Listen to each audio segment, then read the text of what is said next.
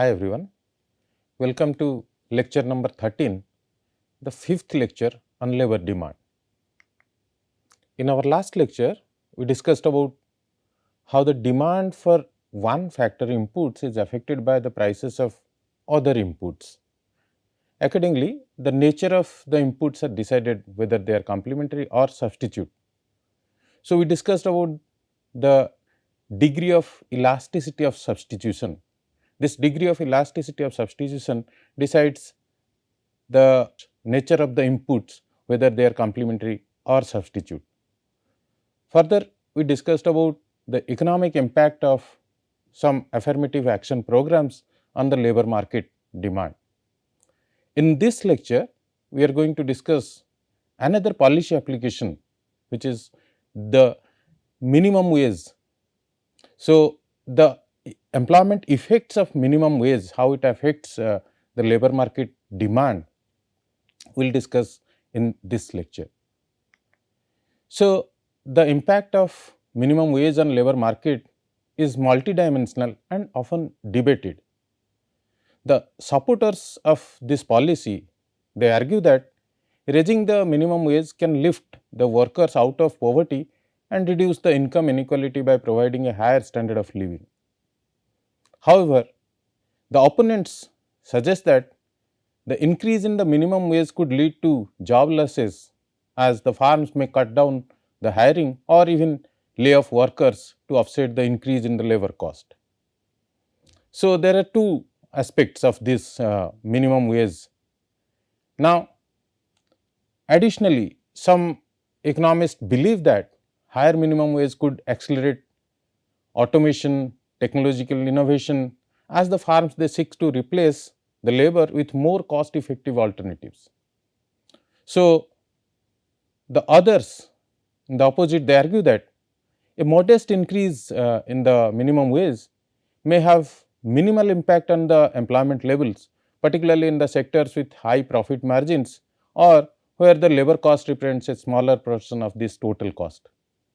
So, this minimum wage and the effect of this minimum wage is often debated. It has two sides. Ultimately, the impact of minimum wage policy on the labor market depends on various factors, such as the level of increase in the minimum wage, the regional conditions, and the adaptability of the business to absorb this high labor cost. So, these are the factors which affect. If you look at the minimum wage laws in a country like India, it dates back to 1948, the Minimum Wage Act. In this act, this is the primary legislation about governing this minimum wage regulation in India. Under this act, both the central and state governments have the authority to fix and revise the minimum wages for various categories of employment. Further, this setting of these minimum wages by the state government and the central governments are based on the factors like skill level, location, and industry types to ensure fair compensation for the workers. Further, this Minimum Wage Act 1948 mandates regular reviews and revision of minimum wage rates to align with the changing economic conditions and the cost of living indexes, inflation. So, these minimum wages has to be adjusted time over time in order to get a fair minimum wage. So, the employers are required to comply with this minimum wage laws to prevent this exploitation of labor and promote social justice in the workforce. So, this is the main objective of this Minimum Wage Act 1948. However, in India it has been observed that the setting and of minimum wage varies significantly across states and sectors, leading to a disparities in the wage level across regions. So, each state sets its own minimum wage rate based on the factors such as cost of living, economic condition, industry standards. Now, to understand the effect of this minimum wage, here we have adopted the basic standard economic models, the demand and supply models to understand the effect of this minimum wage, employment effects of this minimum wage. So, If you look at this graph, we have taken employment on the x axis and the wage in the y axis, and the demand for labor is governed by the marginal product of labor, which is downward sloping, and the supply of labor is upward sloping. Mostly the substitution effects dominates the income effect. So, we have taken the upward sloping of this supply curve. So, this demand and supply of labor, they interact and they find the equilibrium wage rate, which is W star, and the amount of employment in the economy is E star. So, this is the market clearing wage rate. W star is the market clearing wage rate, which we call that at this wage rate there is no excess demand or there is no shortage of labor. Now, in this framework, let us assume that the government is going to implement the minimum wage, and this minimum wage has the universal coverage, and all the employers must comply to this wage. So, by setting up a minimum wage, let us say W bar, which is higher than this market clearing wage rate W star, upsets this equilibrium in the labor market. Now, setting the wage rate minimum wage rate at W bar, it has reduced the employment from E star to E bar. So, the firms are going to employ E bar amount of labor at this W bar wage rate. Now, as a result, some of the workers, those who are employed at the going wage rate W star, now they are forced to become unemployed because firms are not going to employ. So, firm has reduced their employment from E star to E bar. So, this much amount of unemployment will be there in the economy as this wage rate has increased from W star to W bar. Further, when we compare this W star wage rate with this W bar minimum wage rate, at this W bar minimum wage rate, those workers, those individuals, those who are outside the labor market, and this W star wage rate was the lower than their reservation wage. Now, this W bar will attract some new entrants to enter into the labor market, their willingness to work. So, at W bar wage rate, this ES amount of workers, E star to ES amount of workers, they enter into the labor market. These are the new entrants. However, they do not find any job. So, the unemployment rate, unemployment in the economy, the absolute unemployment in the economy has increased, and it has been E bar to ES. So, some of the workers, those who are already there in the labor market because of this minimum wage, they are now forced unemployed, and some of the workers, those who are outside the labor market, they enter into the labor market to work at this minimum wage rate. So, the absolute unemployment is E bar to ES. So, the unemployment rate clearly depends on the level of minimum wage settings as well as the elasticity of labor supply and labor demand. So, we can easily prove that the unemployment rate is high if the minimum wage is high, and the unemployment rate will be high if the demand and supply curves are more elastic. So, you can see if we are going to set the minimum wage, if it is at this level, then the unemployment rate will be this much. If we are going to set the minimum wage at a high level, the unemployment will be high. So, absolute unemployment depends on the magnitude of unemployment, depends on the level of minimum wage while comparing to the market clearing wage rate. Now, when we talk about that the unemployment rate depends on the elasticity of labor demand and labor supply, then if the demand curve is more elastic, then a small increase in this minimum wage will lead to a large increase in the unemployment. So, the degree of elasticity of labor demand and labor supply affects the effect of this minimum wage in terms of unemployment rate.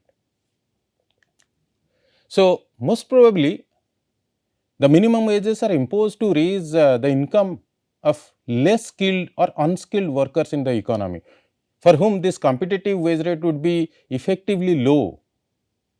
However, as a result of this minimum wage, these workers now become particularly vulnerable to layoff. So, the unskilled workers who are lucky enough to retain their jobs, they get the benefit of this legislation of minimum wage. However, the minimum wage provides little consolation to the unskilled workers, those who lose their jobs.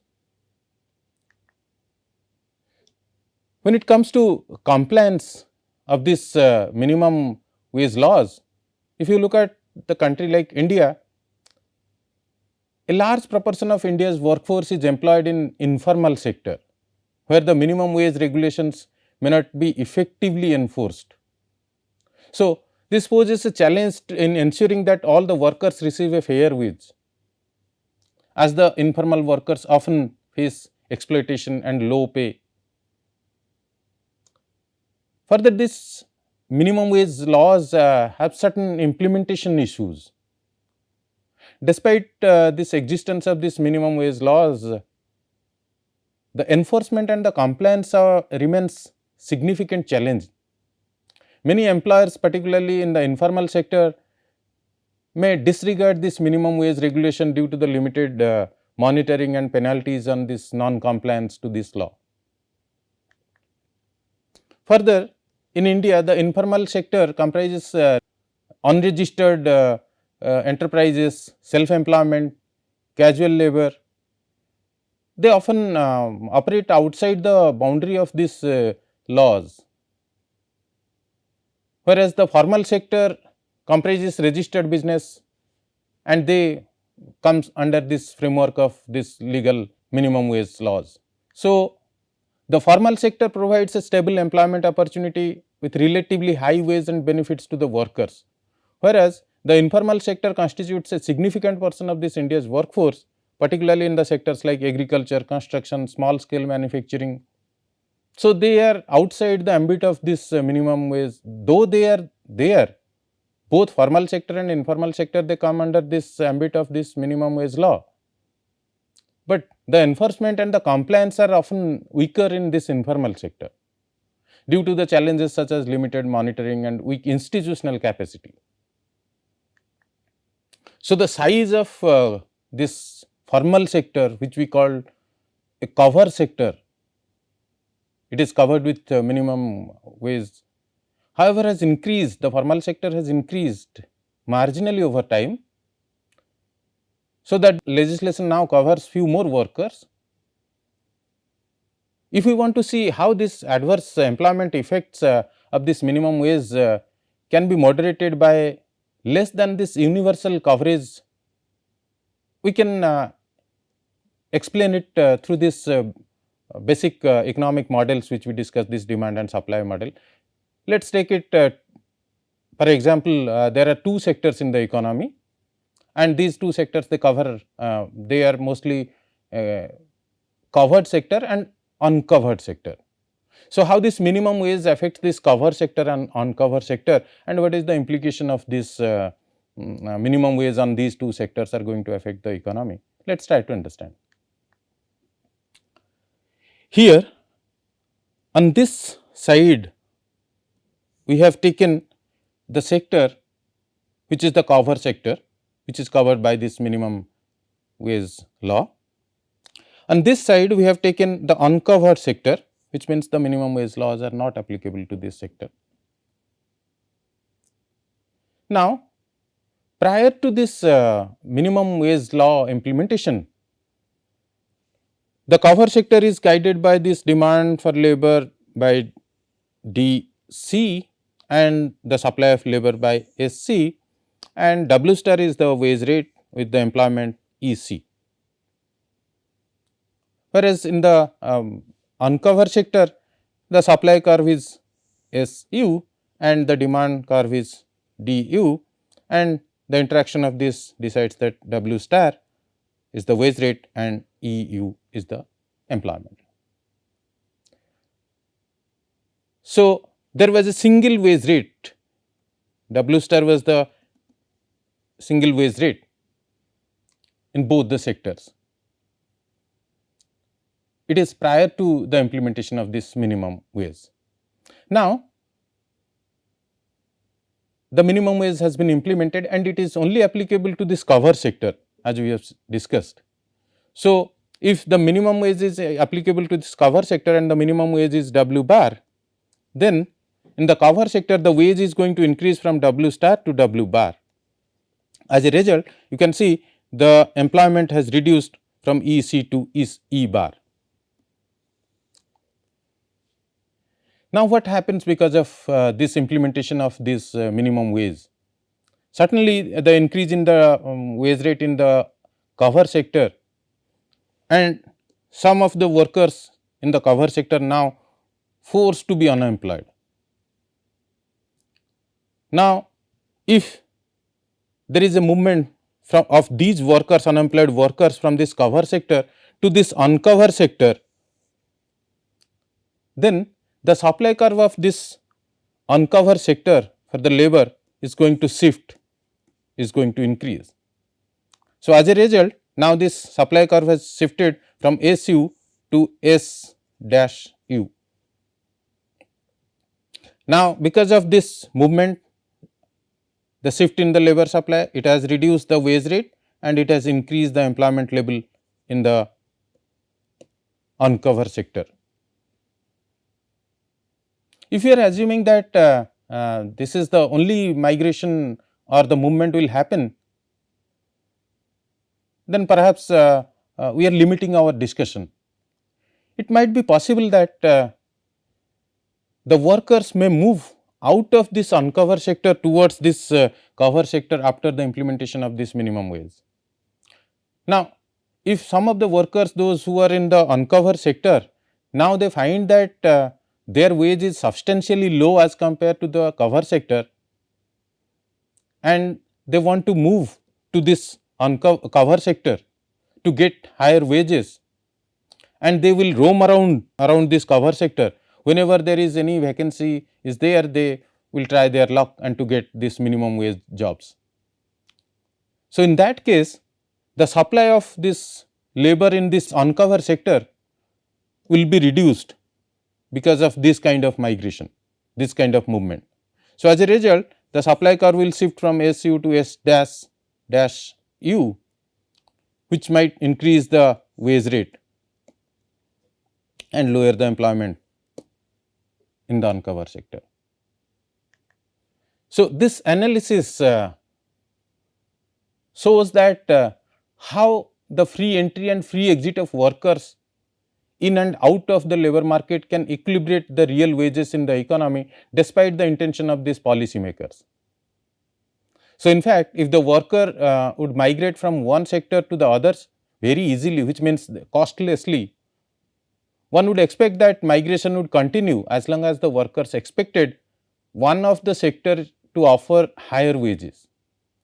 So, the migration of workers across two sectors should stop when the expected wage was equal to across the sectors.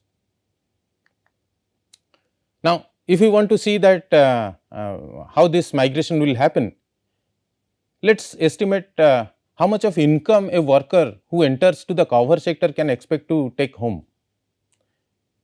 Well, let pi be the probability that a worker who enters the cover sector gets a job there.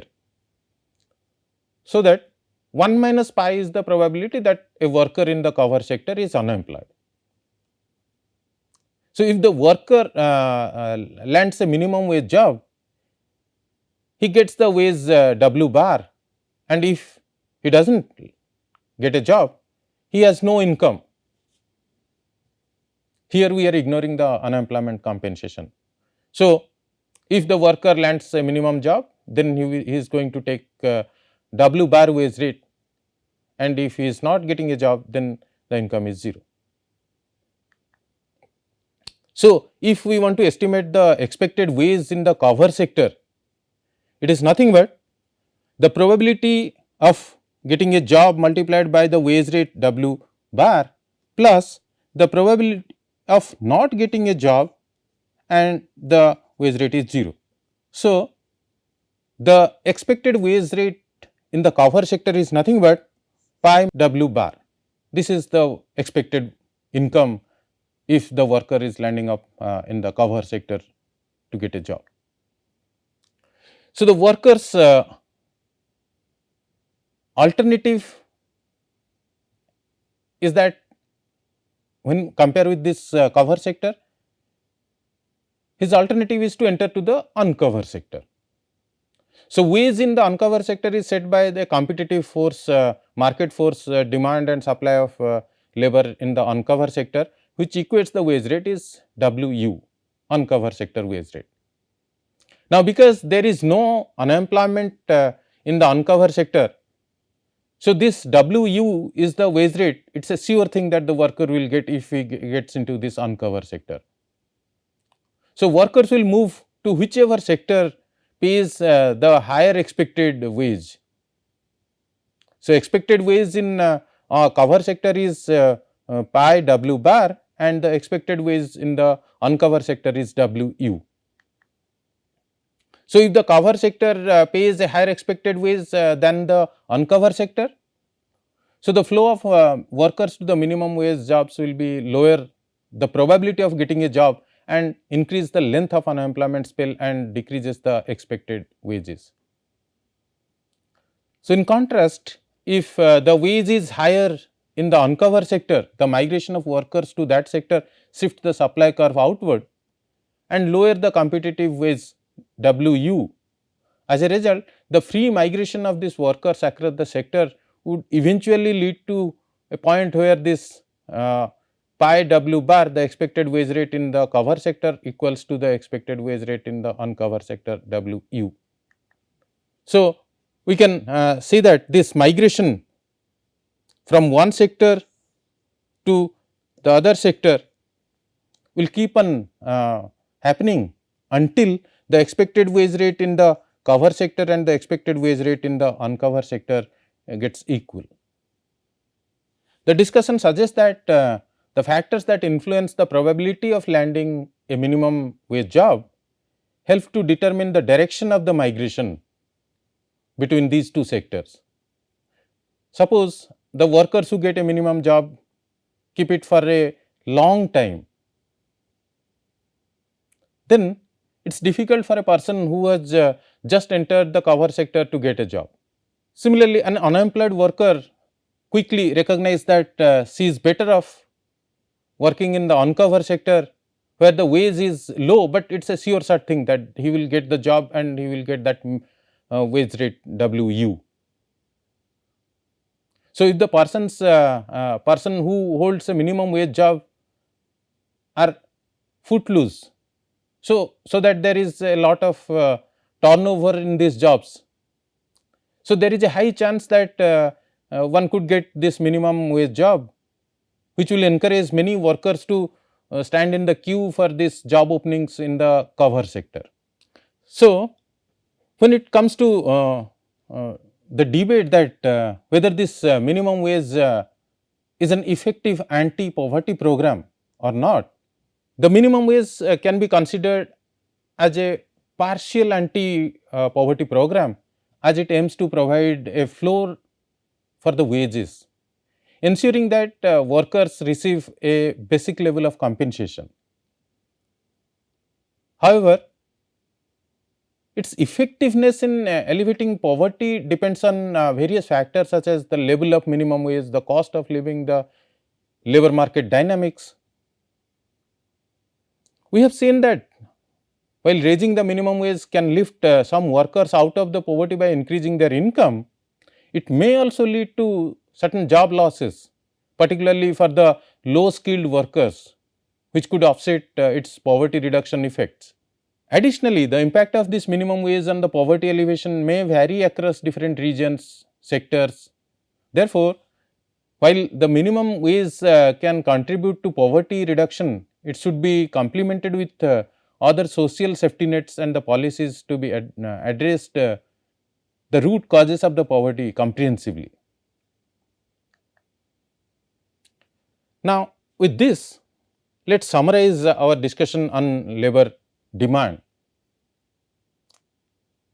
Whatever we discussed in our last 5 lectures on labor demand is that in short run, a profit maximizing firm hires workers up to the point where the wage equals to the value of marginal product of labor. Similarly, in the long run, a profit maximizing firm hires each input up to the point where the price of the inputs equal to the value of marginal product of the inputs. So, this condition implies that the optimal input mix in one of which the ratio of the marginal products of labor and capital equates the ratio of the input prices. So, that is the optimal point where the firm should hire these factor inputs. In the long run, a decrease in the wage generates both substitution effect as well as the scale effect, and both of these effects encourage the firms to hire more workers in the long run. Further, we discussed that both short run and long run demand curves of the labor are downward sloping, but the long run demand curves is more elastic than the short run demand curves. Further, we discussed about various factor inputs like capital and skill workers are complement in the sense that an increase in the price of capital reduces the demand for skilled workers. However, the capital and unskilled workers, they are substitute in the sense that an increase in the price of capital increases the demand for unskilled workers. Further, the imposition of minimum wage on a competitive labor market creates unemployment, because some workers are displaced from their jobs, and because new workers enter into the labor market hoping that they find a job with high wage rate. Further, we have seen that how this minimum wage laws affect